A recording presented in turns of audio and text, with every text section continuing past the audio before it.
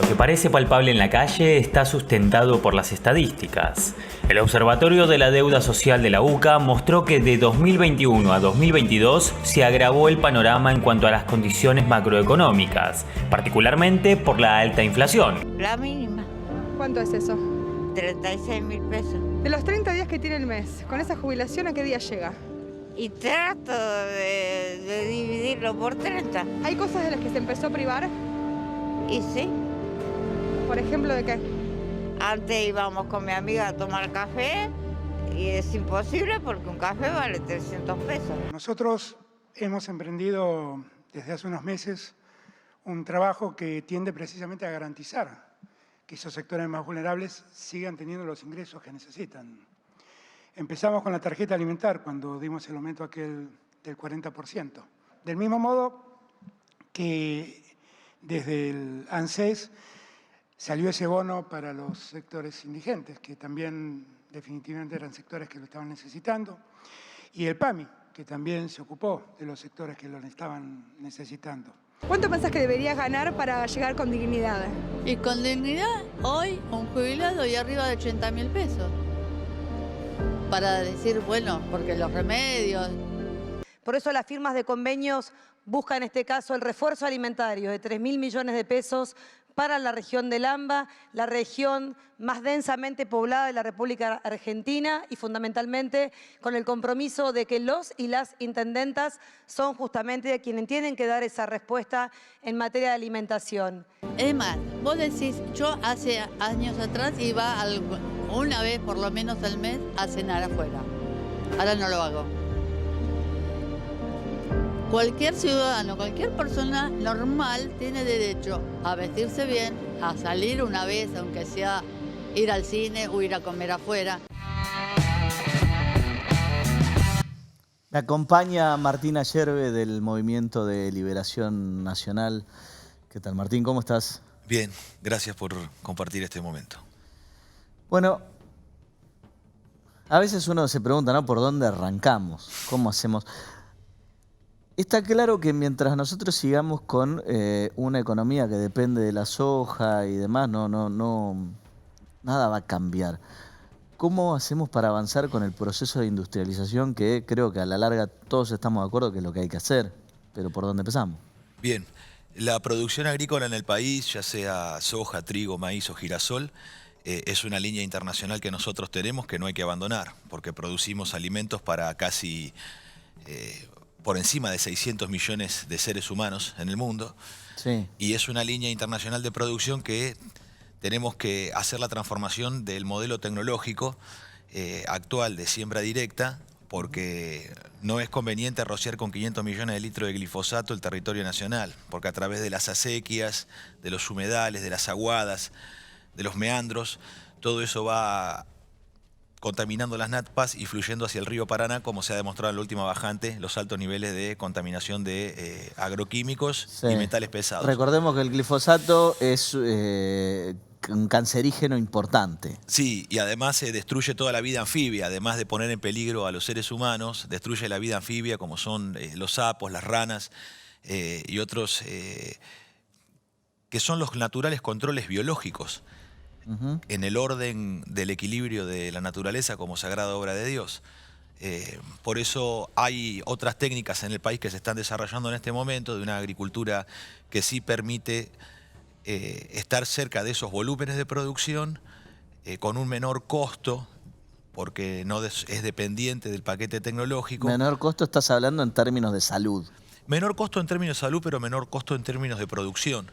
Porque no es dependiente del paquete tecnológico de insumos de herbicida, fertilizante y plaguicidas, sino que mediante técnicas con controles biológicos naturales que se realizan a partir de flores. Por ejemplo, en las viñas en Mendoza, el plantar un rosal en la cabecera de cada línea de la vid, eso permite detectar si hay una plaga que puede estar atacando a la producción sin que sea necesario tirar las enormes cantidades de veneno que hay. Ahora, con respecto al proceso de industrialización del país, es claro que la mecanización del campo es irreversible y nosotros necesitamos encontrar las fuentes de trabajo en otras actividades.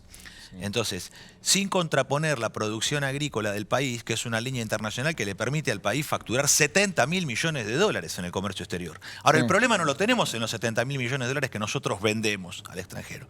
El problema es en qué se queman, en qué se gastan esos 70.000 millones de dólares que ingresan por producción de alimentos. Sí, para empezar, todos estos agroquímicos y toda la maquinaria que la importamos. Digo, ¿qué hay de producción nacional? Nada. Porque son líneas internacionales que vuelven a la producción dependiente de ese paquete tecnológico que está controlada por las petroleras. Porque toda la industria de agroquímicos, de fertilizantes, de herbicidas, son de base petróleo. Entonces, la Argentina exporta materia prima e importa estos herbicidas y estos fertilizantes de base petróleo en un modelo que es absolutamente irracional porque tiende a degradar la tierra, además de poner en peligro la vida de millones de argentinos. Con respecto a esas exportaciones por las cuales ingresan las divisas, los 70.000 millones de dólares se terminan quemando en importaciones que no necesitamos. Como por ejemplo, nosotros importamos de esos 70.000 millones de dólares, 20.000 millones son de industria automotriz que podríamos fabricar por nosotros mismos. Sí. Porque en el marco de la División Internacional del Trabajo, el único trabajo automotriz que hay son las terminales, que son cabeceras de desembarco de las importaciones, a partir de que las automotrices no abastecen con una cadena de valor integrada dentro del territorio nacional, sino que se abastecen a partir de sus proveedores internacionales. Esto genera un desbalance que es el siguiente. Un tornero históricamente en la Argentina, yo soy técnico mecánico en máquinas y herramientas, estamos más o menos en $1.200 por mes en un histórico que podríamos plantear. Sí. $1.200 por mes, eso no lo gana nadie hoy, de nuestra actividad. No, seguro. Creo que los abogados tampoco. La gran mayoría no lo ganan. La gran mayoría no. Entonces, en este aspecto, entre $1.200 y $2.000 por mes tiene que estar el promedio de salario industrial de trabajadores calificados en la metalmecánica argentina. Si nosotros esos 20.000 millones de dólares automotrices lo dividiéramos por 1.200 millones de dólares, nos daría un acumulado producto de la industria de cerca de 3 millones de puestos de trabajo. Si estuviéramos en $2.000 por mes, serían cerca de 2 millones de puestos de trabajo. ¿Cómo se dividen estos? Claro, si nosotros tomamos que el trabajador necesita, para sostener una fuente de trabajo desde la industria, que tener 20.000 dólares anuales para sostener ese puesto de trabajo, eso implicaría que tendríamos 250.000 trabajadores en terminales, 550.000 en proveedores autopartistas, y cuando esos salarios industriales se queman en la sociedad, provocan un reflejo por consumo, un reflejo salarial, que es superior, porque cada trabajo industrial multiplica claro un punto y medio. Un trabajo y medio. Digamos, que el trabajador asalariado es el que más destina su ingreso al consumo interno. Asalariado e industrial. Porque además, el trabajo industrial produce valor. Cuando se prestan servicios que son necesarios, los médicos son necesarios, pero no producen valor, atienden la salud. Entonces, la producción de riqueza está en el trabajo industrial. Y en la producción de riqueza del trabajo industrial lo que permite es que cuando los salarios industriales se gastan, generan un trabajo y medio más en la sociedad. Pero a su vez, lo otro que nos va a permitir es que volvamos al sistema solidario de reparto que creó Juan Perón en la Argentina a partir del año 46, donde los trabajadores que estamos en actividad en blanco somos los que sostenemos a los jubilados que ya han trabajado. Porque el sistema de reparto no es una caja de ahorro personal o individual, sino que es los que están activos sostienen a los que ya han trabajado y que son pasivos. ¿Por qué no aguantan las jubilaciones? Y como decía esta señora en el testimonio periodístico, nos produce una terrible tristeza que la gente no pueda comprarse ropa. O poder salir una vez al mes. Salir una vez al mes. Entonces estamos viviendo por la comida. Esto en el país de los alimentos no tiene razón de ser. En un país que está todo por hacerse, no puede haber desocupados. Y en una patria tan extensa como la nuestra, con 2.800.000 kilómetros cuadrados en el continente americano, no puede faltar un pedazo de tierra para el argentino. Esto es inducido por las potencias extranjeras, que son las que conducen operacionalmente a la Argentina a partir de un plexo jurídico que tenemos que abolir. Para eso necesitamos convocar también a todos aquellos abogados con compromiso patriótico y en defensa del pueblo argentino a crear el nuevo plexo jurídico nacional, que no puede ser la Ley de Reforma del Estado 23696, que en la década del 90 destruyó, privatizando las empresas del Estado, todo el complejo de producción industrial nacional. Teníamos 27, cerca de 30 empresas del área de defensa, todas sujetas a privatización, con lo cual perdimos el poder estratégico de producción para la defensa, pero también las industrias del acero, que son aquellas necesarias para la producción nacional y la de defensa en particular. A su vez, la ley de protección de inversiones inglesas, donde el derecho del inglés está por encima del derecho del criollo, porque hay una ley que en el plexo jurídico argentino vigente figura como protección de inversiones inglesas. Y a su vez, junto con los acuerdos de Madrid, que es la rendición incondicional de la partidocracia demoliberal argentina a el control operacional del Atlántico Sur por parte de Inglaterra. Esto genera una serie de desbarajustes que es la forma de dominación sobre la economía nacional a través de un comercio exterior en manos extranjeras. Todos los puertos de la cuenca del Paraná en manos extranjeras, con las multinacionales como Cargill, Continental, Dreyfus, Burge, Archer, Daniel Mildan en los graneles, pero también en el transporte de cargas de alto valor agregado, containerizadas, Hamburg Sud, Hapag-Lloyd, Mediterranean Shipping Company, Evergreen, Maersk Sealand. Esas multinacionales del comercio exterior son aquellas que operan el intercambio. Si nosotros volviéramos a recrear nuestra marina mercante, con proyectos de ley que nosotros venimos presentando desde hace más de 10 años, si recuperáramos una empresa de líneas marítimas, pero más bien una de líneas multimodales, donde integráramos el ferrocarril, el transporte carretero, el aeronáutico, el fluvial y el naval de ultramar, en una corporación del Estado, permitiría esto tener un transporte más seguro, más económico, más racional, liberar la saturación que hay en este momento en las rutas de camiones, que ya ni los propios camioneros lo aguantan porque se ha visto en todo la circunvalar del área de influencia de Rosario, donde salen los grandes volúmenes de exportación, que se está viviendo y trabajando en condiciones peligrosas e insalubres, con trabajadores, choferes de camión que están una semana durmiendo arriba del camión esperando descargar. ¿La reestatización es el único camino posible? Es el único posible porque la privatización hace 30 años que tiene la Argentina en esta condición.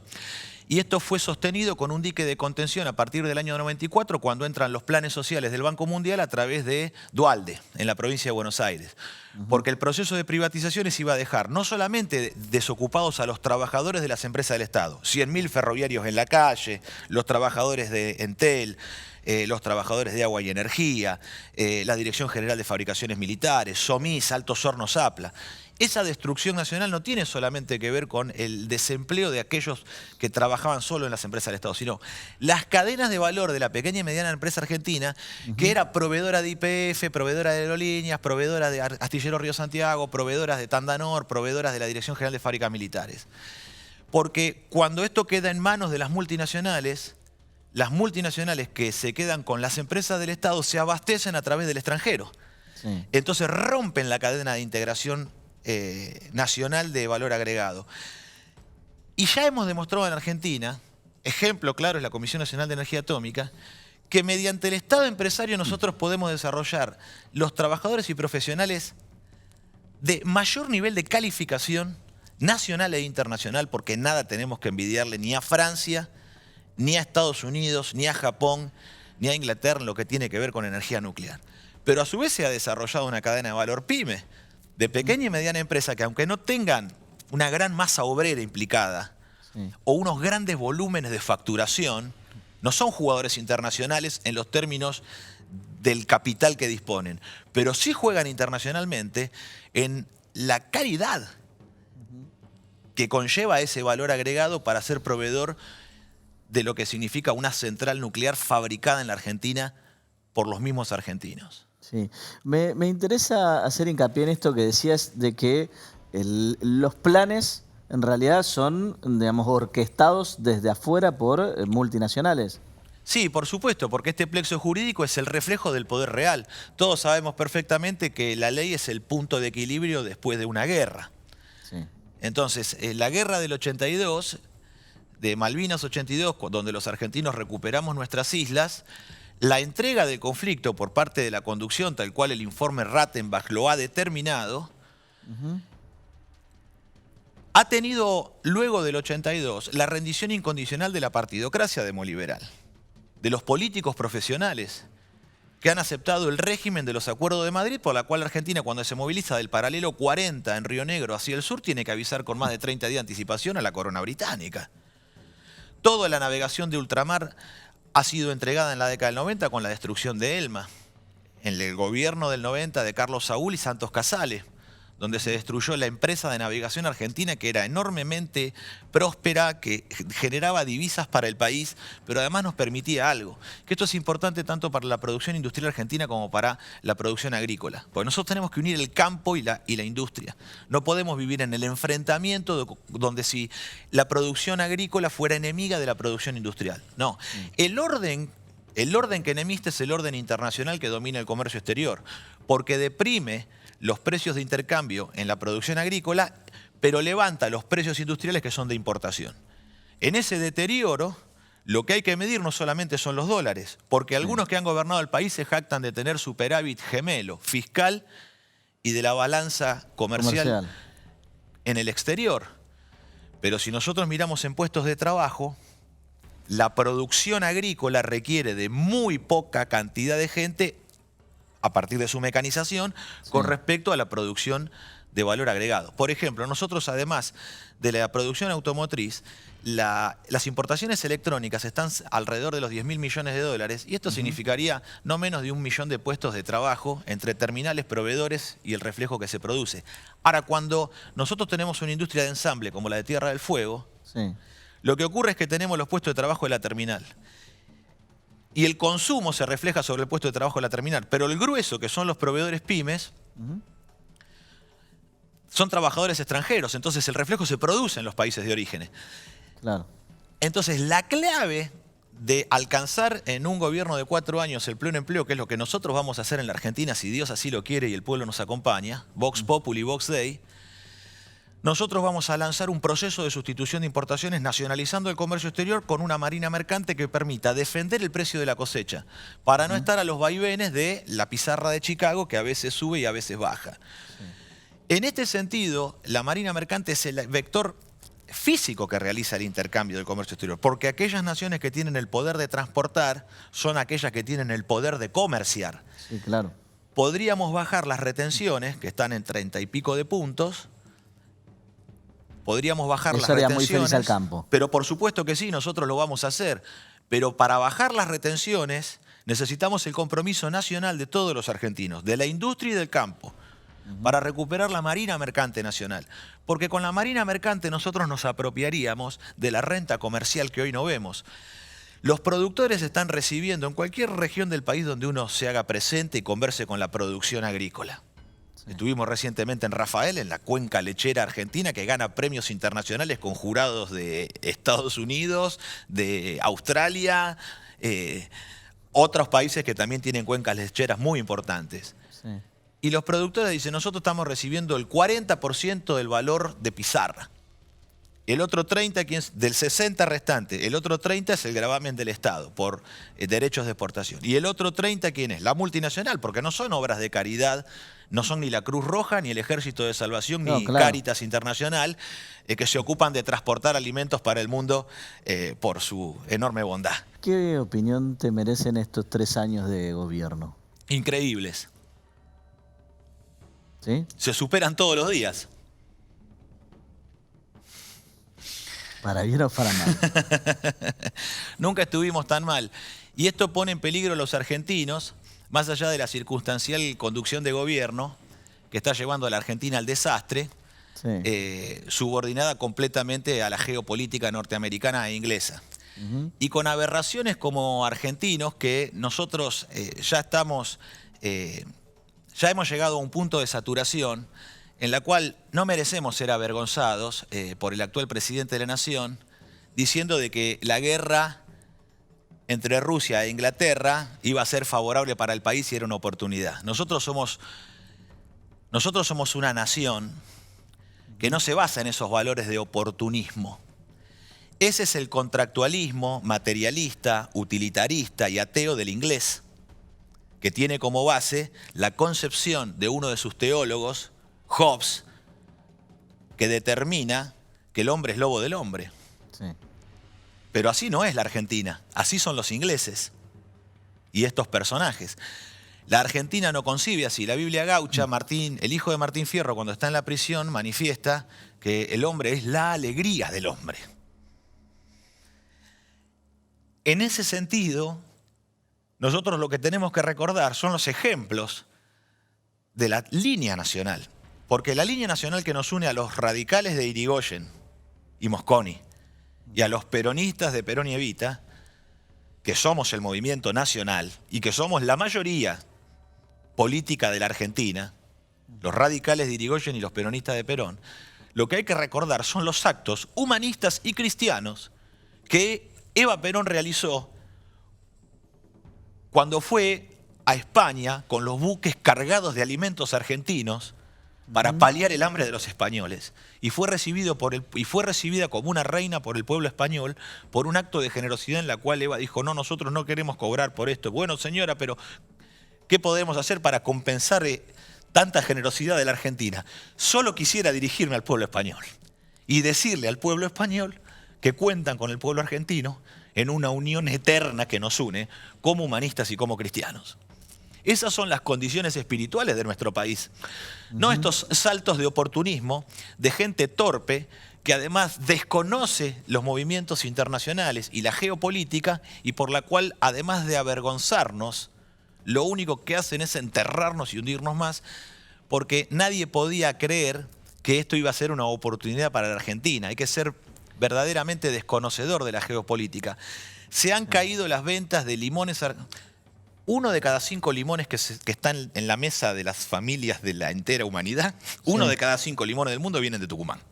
Sí. Hay mucho limón, hay mucha producción. De hecho, te diría que cuando vos ves los limones de Tucumán, por acá no pasan, porque son bastante más grandes que los que vemos habitualmente. Muy sabrosos y suculentos. Ahora, levantando el poder adquisitivo del salario de los argentinos en dólares, sí, de 1.200 a 2.000 dólares en lo que es salarios industriales, nosotros sí podríamos pagar en ese caso por esos productos, porque lo que suben no son los precios de los alimentos, lo que bajan son los salarios del argentino.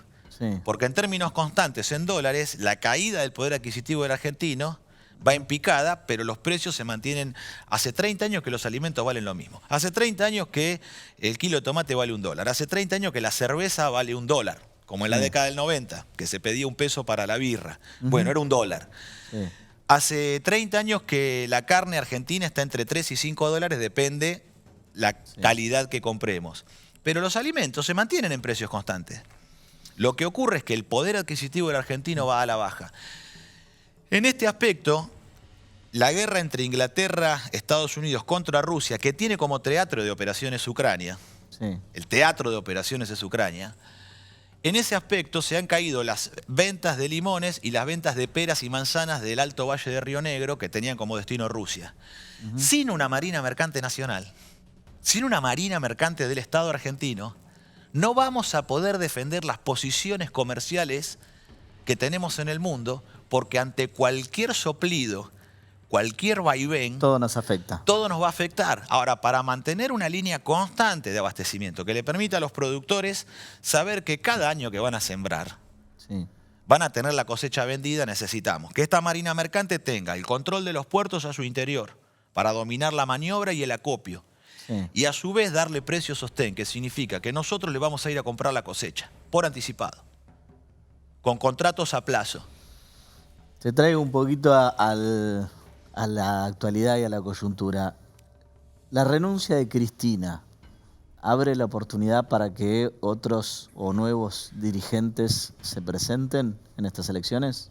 Sí, nosotros creemos que además del cambio de figuras debe haber un cambio de proyecto, un cambio de paradigma organizador del país. Hay que volver a nuestra línea nacional, a las fuentes, a aquello que hizo a la Argentina grande. Hay un modelo argentino para el proyecto nacional.